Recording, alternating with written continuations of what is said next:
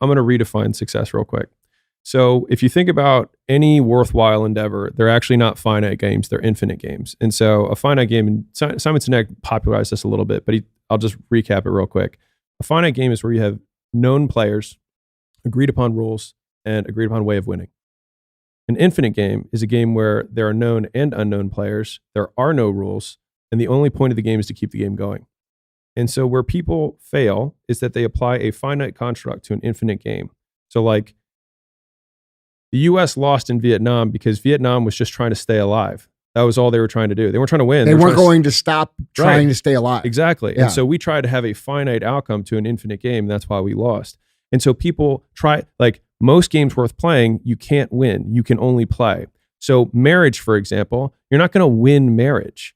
The point of the marriage is to keep the marriage going. At health, you don't win health. The point of getting healthy, being in shape, is to stay in shape. And you don't win at business. The point is to stay in business and to stay in the game and to keep playing. And I think when I redefined that, all of a sudden I realized that by being in the arena, I was a success. And so I was able to enjoy the fact that by that definition of success, I was winning. And so I think if we are able to, and anyone who's listening is able to remove the expectation of some finite outcome that's going to happen, because I promise you, all of us here in this room have achieved some goal, and then we just move the goalpost, right? And it's more just a game you play with yourself, just like when you're on the cardio machine and you're like, okay, 30 minutes is 3 10s, and you're like, okay, it's 5 6s, or you play the game.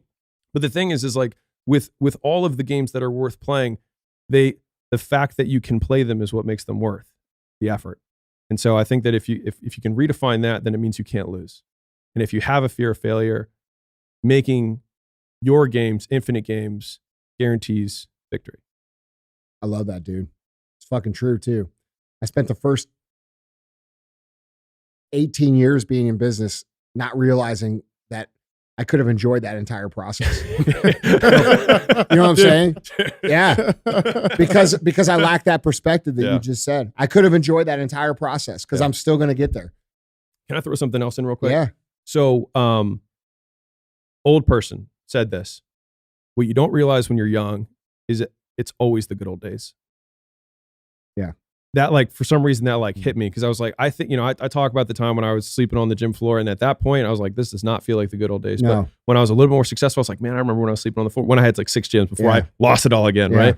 And then going through all the shit that happened that you heard, at the beginning of this podcast, like, I was like, man, this is horrible. I can't breathe. Right. But then like I look back on that, I'm like, man, those are the good old days. Like I was forging me, at that time. Yeah. And so it's trying to put on my hat of saying like, right now I'm in the good old days of future me. Yeah. And that's been like a really helpful frame in terms of thinking like how to enjoy it a little bit more. And the other way I've tried to think through this, I'm going to give you a couple things that help the audience, or help me a lot. But I struggle with gratitude. I'm not good at it. Yeah. And so I've had to come up with these things. And so I have to focus on it too. Yeah. Yeah. One of them was whatever we're doing right now, many times it might be the last time you do it. Like my last sleepover, I think I was 11 years old or something with a friend.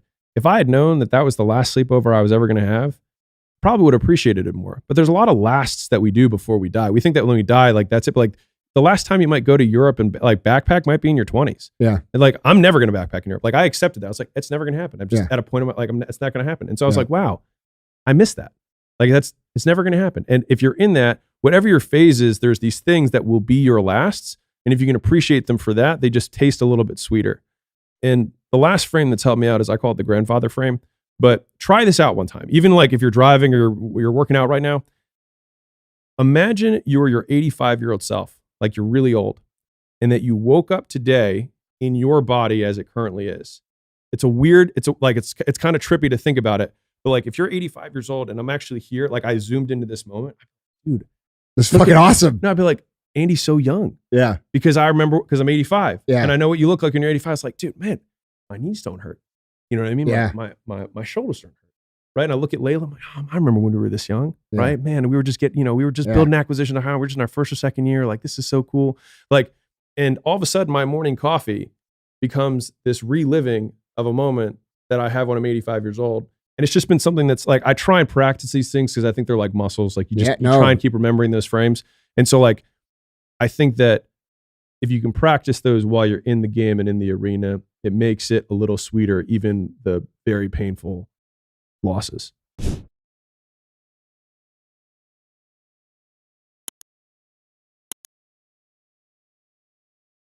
If you like this video and you're a business owner who wants to break through your current revenue ceiling, I distilled every lesson from scaling 10 businesses past 10 million and 3 businesses past 100 million into a completely free scaling roadmap that I've used to go from 0 to 1, 0 to 10, and 0 to 100 plus. And so you can click here and you can check it out. Again, absolutely free. And since you're a business owner, appreciate you and enjoy.